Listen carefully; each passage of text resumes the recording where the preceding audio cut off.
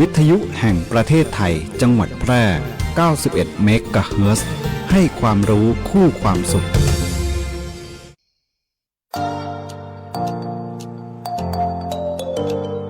ถ้าคุณกำลังถามตัวเองว่าเรียนอะไรดีที่จบแล้วมีงานทำจริงเรียนอะไรที่ต่อยอดชีวิตได้ไกลกว่าห้องเรียนหยุดคิดไว้ตรงนี้เพราะคำตอบอยู่ที่วิทยาลัยอาชีวศึกษาแพร่ที่นี่เราไม่ได้สอนแค่ให้รู้แต่สอนให้ทำเป็นทำจริงและทำได้ในโลกอาชีพเปิดรับสมัครนักศึกษาใหม่ปีการศึกษา 2569 สำหรับผู้จบม.3 ม.6 และปวช.3 ครบทุกสายที่ตลาดต้องการ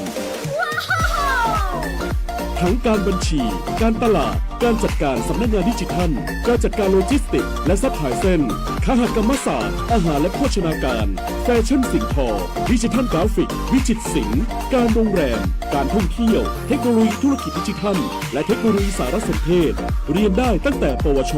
ปวสจนถึงระดับปริญญาตรีระบบปกติและทวิภาคีเรียนไปทำงานไปมีรายได้ระหว่างเรียนที่สำคัญเรามีสถานประกอบการชั้นนำรองรับการฝึกจริงและมีทุนการศึกษาอีกมากมายรอคุณอยู่อยากมีอาชีพอยากมีอนาคตที่จับต้องได้เริ่มต้นวันนี้ที่วิทยาลัยอาชีวศึกษาแพร่เตรียมชีวิตจริงให้พร้อมสู่โลกอาชีพเรียนจริงทำได้จริงมีงานรองรับเพราะความสำเร็จที่ยิ่งใหญ่เกิดขึ้นได้ที่วิทยาลัยอาชีวศึกษาแพร่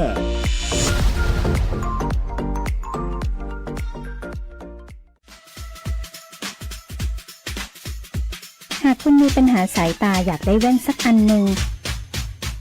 ไว้ตอบแชทตอบไลน์งานด่วนใส่ขับรถไปทำงานไปท่องเที่ยวดูแผนที่ปักหมุดหาจุดหมายปลายทางหรือต้องการใช้เลนส์โปรเกรสซีฟไว้มองไกลมองกระจกซ้ายกระจกขวา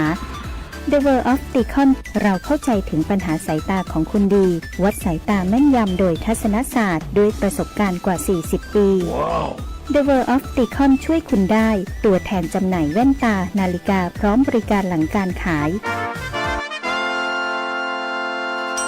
มาเลยที่ The World of Deacon มุมแยกกาดน้ำทองถนนภูเก็ตตำบลนาจักอำเภอเมืองแพร่จังหวัดแพร่โทร 0819520545ถ้าความเร็วบนท้องถนนในชุมชนเป็นตัวเลขเหล่านี้ก็คงดีแต่ในความเป็นจริงยังมีผู้ขับขี่ใช้ความเร็วสูงและการขับรถเร็วเกินกฎหมายกำหนดยังเป็นสาเหตุหลักที่ทำให้เกิดอุบัติเหตุเดินทางถึงบ้านอย่างปลอดภัยขับขี่ด้วยความใส่ใจอย่าขับเร็วอย่าขับซิ่งขับขี่ปลอดภัยลดความเร็วลดอุบัติเหตุด้วยความปรารถนาดีจากกองทุนเพื่อความปลอดภัยในการใช้รถใช้ถนนและสำนักงานขนส่งจังหวัดแพร่สำนักงานคปภ.มีภารกิจหลักในการกำกับดูแลเพื่อธุรกิจประกันภัยดำเนินไปอย่างถูกต้องตามหลักธรรมาภิบาลส่งเสริมให้ประชาชนเข้าถึงระบบประกันภัยได้ในทุกมิติคุ้มครองสิทธิผู้ย่าประกันภัยเพื่อได้รับความเป็นธรรมอย่างแท้จริงพร้อมอยู่เคียงข้างผู้คนในทุกช่วงเวลาของชีวิตทุกเรื่องประกันภัยโทรสายด่วนคปภ.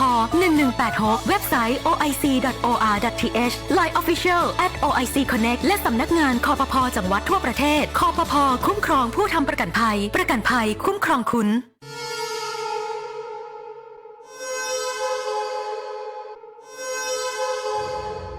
สายด่วน1669อบจ.แพร่สายด่วน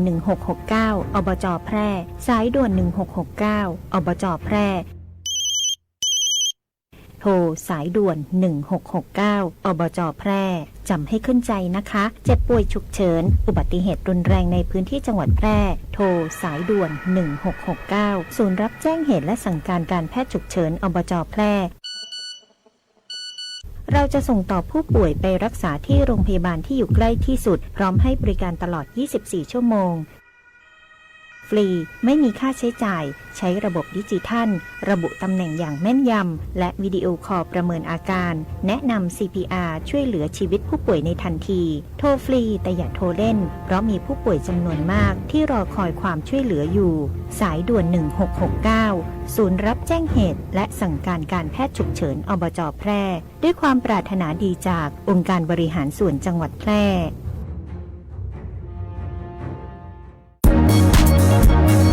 รอบคลุม กว้างไกลสื่อสารฉับไว ฟังสวทแพร่ FM 91 เมกะเฮิรตซ์ กรมประชาสัมพันธ์ สื่ สื่ อ อ รั รั ฐ ฐ พั พั ฒ ฒ นา นา คุ คุณ ณ ภา ภา พ พ ชี ชี วิ วิ ต ต ค คน น จั จั ง ง ห ห วั วั ด ด แพ แพ ร่ ร่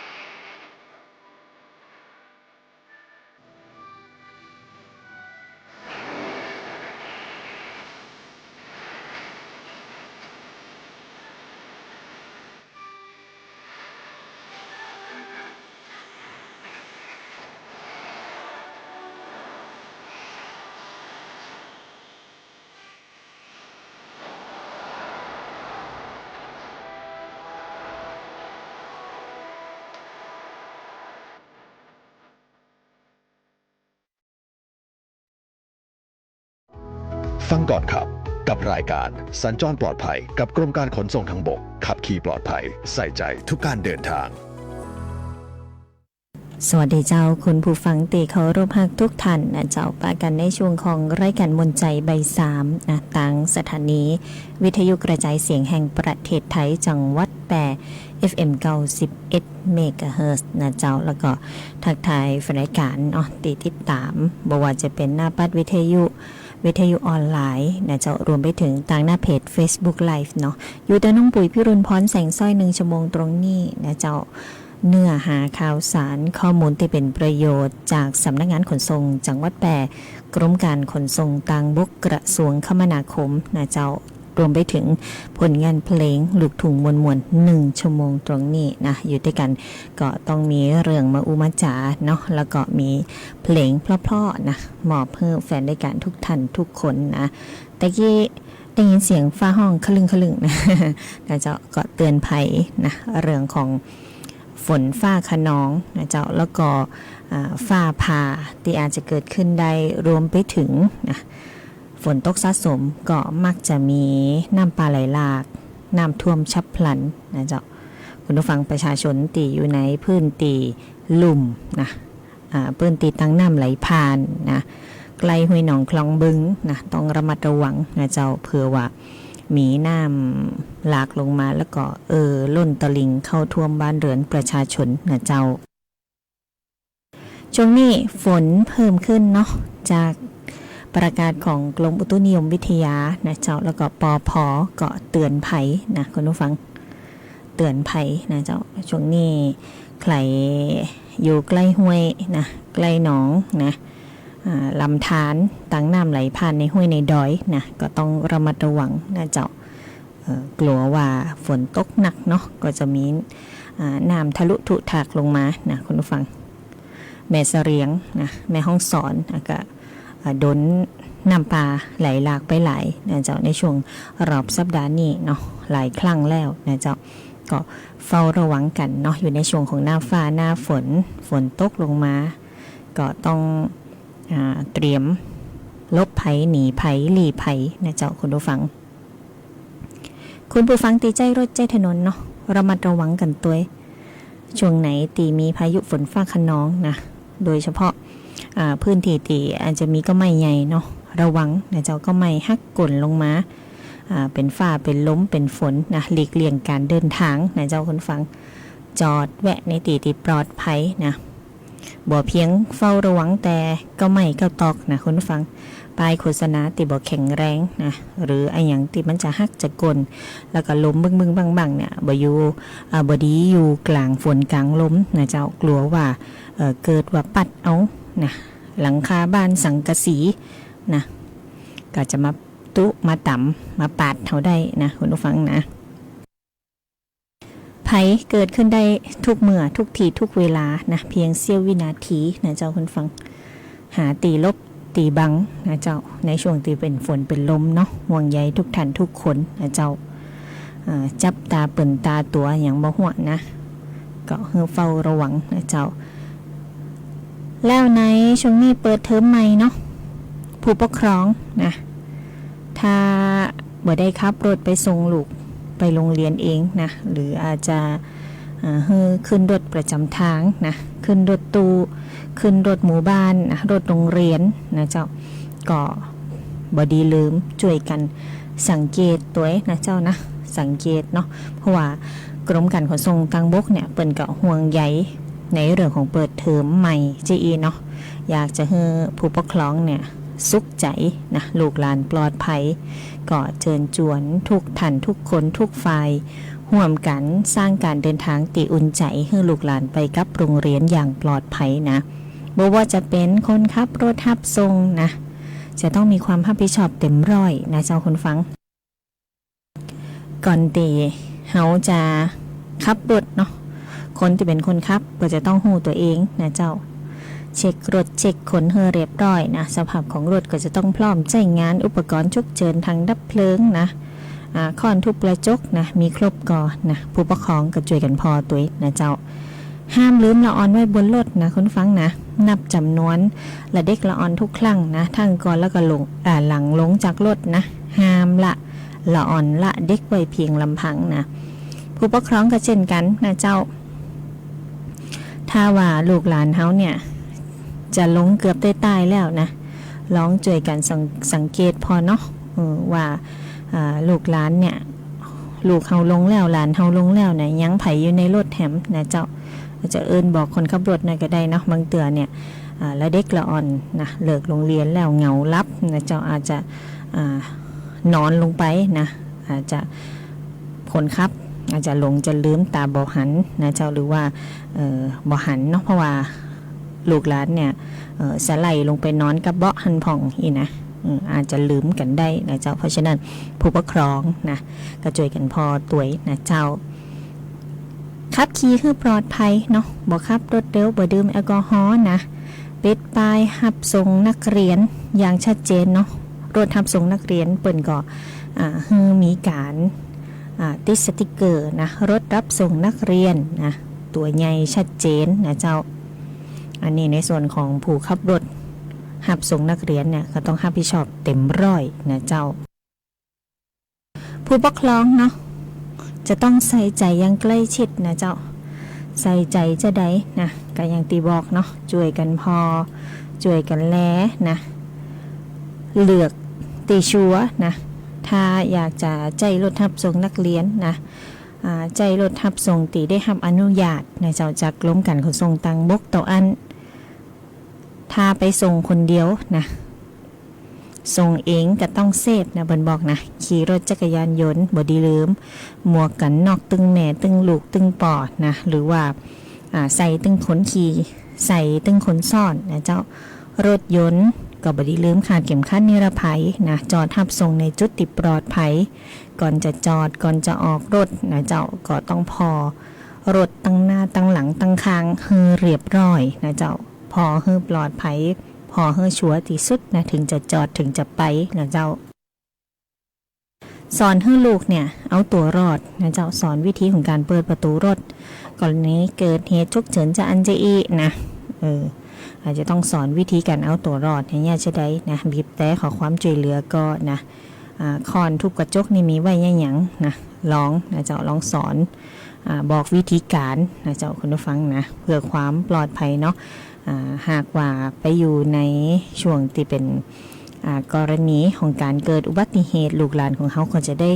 นึกถึงวิธีการที่เขาบอกได้นะเจ้า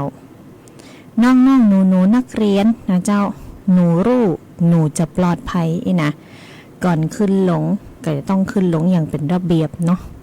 บ่ฟังบ่หีบบ่ลู่กันบ่แย่งกันถ้าให้รถจอดให้สนิทก่อนก่อยขึ้นก่อยลงนะเจ้าบ่เล่นรถโผนนะบ่ยืนแขนยืนขายืนหัวออกไปนอกตัวรถนะเจ้าผู้ปกครองสอนตัวเนาะถ้าติดอยู่ในรถเนี่ยจะได้นะต้องสอนให้ตั้งสติบีบแต่กดแกนะเจ้าหรือว่าห้องให้ค้นจ่วยนะมันก็มีหลากหลายวิธีการเนาะเดี๋ยวนี้น้องๆละออนก็มีโทรศัพท์มือถือนะโทรไปบอกผู้ปกครองหรือโทรไปบอกเปื่อนห้องเปื่อนนะเจ้าได้หมดนะวิธีของการ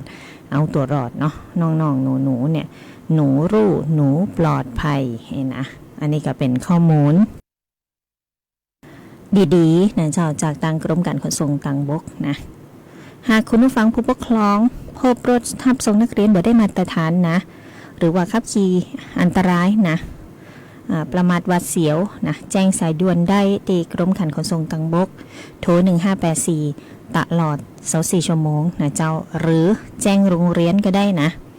แจ้งโรงเรียนเนาะรถตู้หมายเลขทะเบียนนี่นะ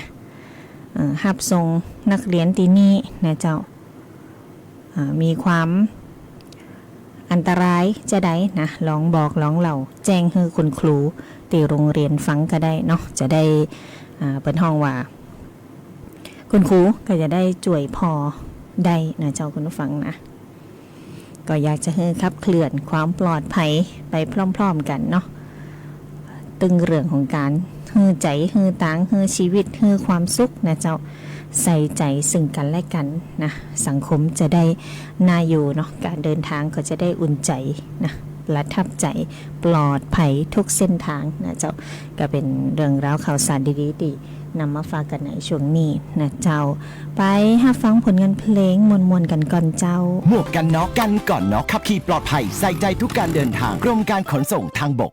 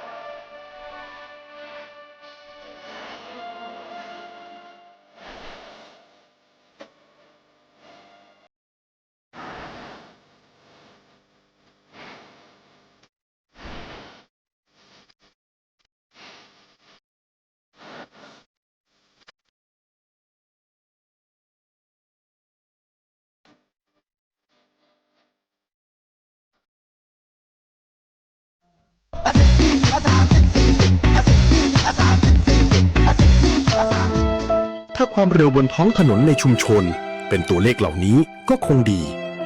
แต่ในความเป็นจริงยังมีผู้ขับขี่ใช้ความเร็วสูงและการขับรถเร็วเกินกฎหมายกำหนดยังเป็นสาเหตุหลักที่ทำให้เกิดอุบัติเหตุเดินทางถึงบ้านอย่างปลอดภัยขับขี่ด้วยความใส่ใจอย่าขับเร็วอย่าขับซิ่งขับขี่ปลอดภัยลดความเร็วลดอุบัติเหตุด้วยความปรารถนาดีจากกองทุนเพื่อความปลอดภัยในการใช้รถใช้ถนนและสำนักงานขนส่งจังหวัดแพร่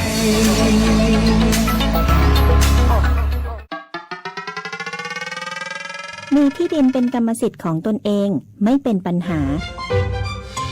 ทอส.เปิดให้กู้ยืมเพื่อที่อยู่อาศัยไม่ว่าจะปลูกสร้างอาคารซื้ออุปกรณ์สิ่งอำนวยความสะดวกเพื่อประโยชน์ในการอยู่อาศัยหรือจะกู้เพื่อชำระเบี้ยประกันชีวิตคุ้มครองสินเชื่อผ่อนชำระไม่น้อยกว่า3ปีและไม่เกิน40ปีโดยอายุผู้กู้รวมกับระยะเวลาที่ขอกู้ต้องไม่เกิน70ปีอัตราดอกเบี้ยที่แท้จริงตลอดอายุสัญญาสินเชื่อปลูกสร้างที่อยู่อาศัยบนที่ดินของตนเองสินเชื่อสำหรับลูกค้าปลูกสร้างที่อยู่อาศัยบนที่ดินที่เป็นกรรมสิทธิ์ของตนเองสนใจแอดไลน์ GHB Buddy ทอส.แพร่โทร 0546214490-5 หรือสอบถามเพิ่มเติมธนาคารอาคารสงเคราะห์ใกล้บ้านปัจจุบันการเคลื่อนย้ายแรงงานระหว่างประเทศของไทยเริ่มเปลี่ยนแปลงโดยเฉพาะอย่างยิ่งการเคลื่อนย้ายแรงงานจากประเทศเพื่อนบ้านได้แก่เมียนมาลาวและเวียดนามโครงสร้างของประชากรที่เปลี่ยนแปลงไปสู่สังคมสูงอายุจึงมีความจำเป็นที่ต้องนำแรงงานต่างด้าวมาทดแทนกำลังแรงงานไทยที่ยังไม่เพียงพอในหลายกิจการสำนักงานจัดหางานจังหวัดแพร่เป็นหน่วยงานหลักที่ให้บริการจัดหางานแก่ประชาชนทุกกลุ่มเป้าหมายรวมถึงการควบคุมการทำงานของคนต่างด้าวซึ่งปัจจุบันได้นำระบบ e-work permit เข้ามาอำนวยความสะดวกในการให้บริการแก่นายจ้างสถานประกอบการและแรงงานต่างด้าวในกระบวนการการรับคำขอการแจ้งการทำงานของคนต่างด้าวและการผลิตใบอนุญาตการทำงานทั้งนี้สามารถรับชมวิดีทัศน์การให้บริการผ่านระบบ e-work permit ได้ที่เพจ Facebook สำนักงานจัดหางานจังหวัดแพร่หรือสอบถามรายละเอียดเพิ่มเติมผ่านแอปพลิเคชัน LINE Official S435DEAQA หมายเลขโทรศัพท์ 0545117721 หรือ 0545118807 และสายด่วนกรมการจัดหางาน 1506 กด 2 สำนักงานจัดหางานจังหวัดแพร่มุ่งให้นายจ้างและแรงงานต่างด้าวได้รับการคุ้มครองตามกฎหมายอย่างเป็นธรรม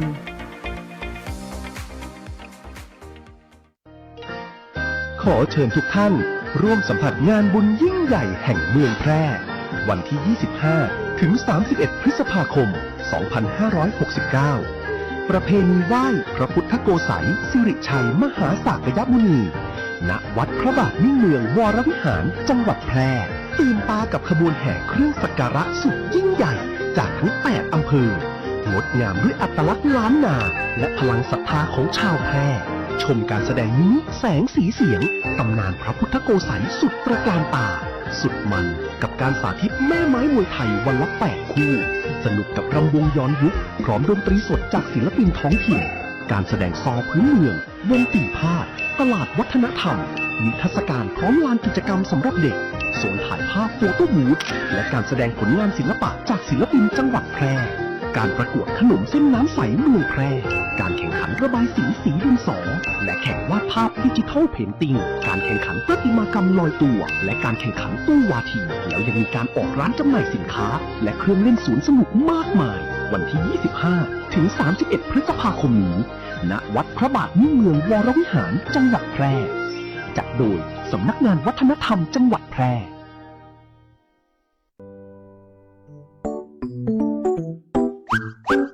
เด็กไทยรักษาวินัยจราจรเคารพกฎหมายเป็นเรื่องสำคัญมาช่วยปลูกฝังส่งเสริมความปลอดภัยในเด็กและเยาวชนรวมสร้างพฤติกรรมที่ตระหนักถึงความปลอดภัยทางถนนสวมหมวกนิรภัยข้ามถนนบริเวณทางข้ามรู้จักป้ายจราจรมีน้ำใจในการใช้รถใช้ถนนแบ่งปันให้ทางกันหยุดซิ่งหยุดบิด หยุดให้คนข้ามถนน หยุดทำผิดกฎจราจร เพื่อลดอุบัติเหตุทางถนนที่อาจจะเกิดขึ้น พฤติกรรมความปลอดภัยเหล่านี้ จะติดตัวไปเป็นผู้ใหญ่ที่รับผิดชอบต่อสังคมในวันข้างหน้า วินัยจราจรเริ่มได้ที่ตัวเรา